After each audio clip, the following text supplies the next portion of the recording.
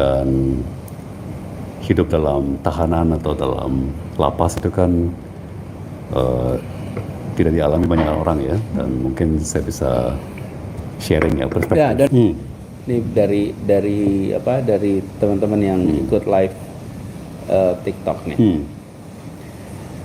Waktu di pengadilan, Tom praktekin makan gula. Ya kan? Tanya nih, seret nggak habis itu Tom? Seret banget. Jujur. Seret banget. Apa? Makannya banyak sekali. Iya, 1 sendok makan tuh. Ini saya sambil liatin pertanyaan-pertanyaan ya. Ini saya liatin HP ini karena pertanyaan dikumpulin di sini nih. Dan malamnya sakit gigi. Ya kan, mana pernah kita 1 sendok gula begitu kan? Itu dia. Nggak pernah kan, jadi malamnya wow sakit gigi akhirnya. Tapi ya habis kumur terus sikat gigi udah oke sih. Tapi ya itu supaya lebih ilustratif kan. Kalau nggak sidang membosankan banget kan. Tom ada lagi nih. Berapa kali dalam satu hari mikirin Pak Anies? Mikirin lumayan. Indonesia ada sih, mikirin Indonesia. Lumayan. Ya. Saya mau ceritain juga sama teman-teman. Apa sih yang terjadi gitu kalau saya berkunjung ketemu Tom? Kalau kita berkunjung Tom, dia nggak akan cerita soal perkaranya, dia nggak akan cerita soal perdebatannya tentang sidang. Yang dibahas adalah bagaimana ekonomi global, bagaimana ekonomi Indonesia, apa-apa saja yang harus dikerjakan. Jadi kalau berkunjung menjenguk Tom itu seperti kita ketemu ngopi diskusi soal kebangsaan kita, soal masalah besar kita. Jadi buat teman-teman jangan membayangkan nih seperti sekedar mikirin 1 orang 2 orang, enggak. Ini sama sekali beda sekali teman-teman. Betul nggak Tom? Sangat benar. Dan ya mungkin udah kebiasaannya Pak Anies, karena kita kan juga biasanya sibuk ngomongnya itu ya, kita agak obsesi dengan negara.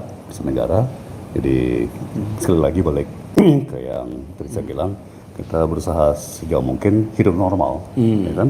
Jadi pola-pola normal, jangan perbolehkan diri, jangan membiarkan diri untuk berantakan. Jangan rubah pola hidup. Pokoknya tetap teratur. Ya seolah ya yang berubah hanya tempat tinggal aja ya kan. Yang lainnya sejauh mungkin kita pertahankan. Tidak berubah. Apa yang menjadi topik diskusi, ya kan? Kebiasaan olahraga, membaca, menulis, semua itu ya memang udah pasti hobi tertentu tidak terjangkau. Ya misalnya saya kan suka musik. Tentunya nggak ada sarana untuk menikmati musik, ya kan? Jadi tadi Pak Anies tanya begitu pulang apa yang langsung ya musik yang paling hilang. Karena baru sadar juga kita kayak meremehkan ya. Kita selalu bawa HP dengan Spotify atau YouTube Music atau terus bawa headset atau ada speaker atau selalu ada musik di dalam tahanan itu sunyi. Nggak bisa ya. Sunyi. Ya kan? Tom, ini ada yang komentar nih, saya baca dia di YouTube nih.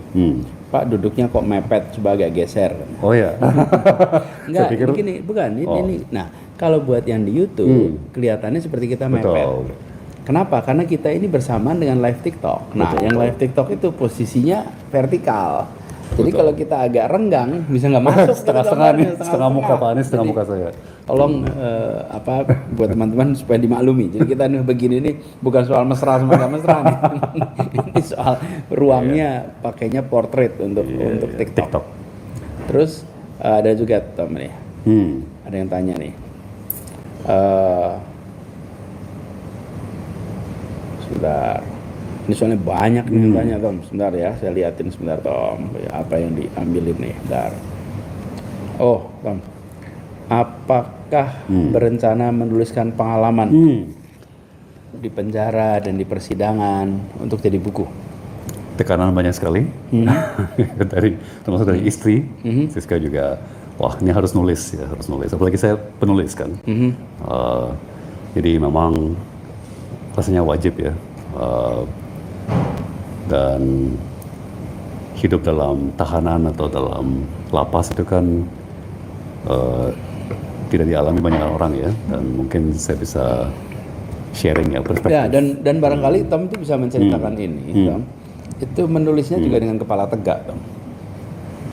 Right. Oke, kepala tegak. Kenapa? Hakim aja bilang nggak ada mansreanya. Hakimnya bilang nggak ada mansrea. Kira niat jahat. Jadi dan di pengadilan pun semuanya menyaksikan ada banyak masalah.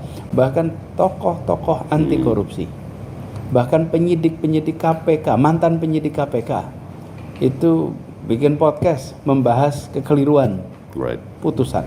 Jadi kalau nanti Tom menuliskan soal pengalaman ditahan, itu tidak perlu apologetik tentang mengapa ditahannya.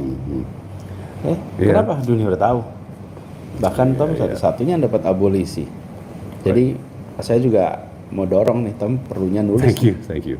Ya, mungkin saya bisa bawa perspektif yang unik ya, agak objektif mengenai hidup dalam penjara. Ya. Dan itu ya pasti ada penjahat yang beneran ya, yang memang melakukan tindak pidana.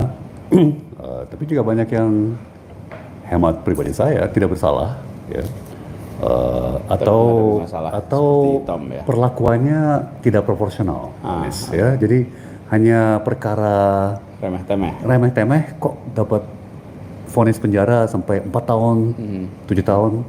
Jadi ya karena saya emang enteng gitu ya terkait perkara diri saya jadi sangat perhatian ya, memperhatikan yang lain-lain. Mungkin ini tema tersendiri itu nanti kita berbahas. Terus ada lagi tanya nih, apa masih tetap ingin terjun di politik? Rasanya garis tangan saya ya, udah nasib dan terasa melalui panggilan. Itu suara dari hati, suara nurani emang ke arah situ ya. Dan juga bahkan kembali ke momen ya, saat-saat saya ditahan dan saat saya di penjara, di rutan lapas, saat saya di persidangan. Perasaan saya tuh semua tahapan-tahapan karir saya mempersiapkan saya untuk ini. Seolah-olah semua pengalaman, semua tahapan karir itu mempersiapkan saya untuk ini. Untuk menghadapi situasi misalnya, seperti ini. Dalam pekerjaan saya di bidang keuangan, ya, sebagai bankir ya, sebagai pengelola investasi, itu kan sangat banyak kontraknya tebal-tebal. Ya, jadi saya udah terbiasa baca kontrak ratusan halaman, ya kan, terus saya coret-coret, ya kan, ini kalimatnya nggak pas nih, ya kan. Terus kan saya mengerti sekurang-kurangnya yang namanya corporate law, ya, hukum korporasi, ya kan.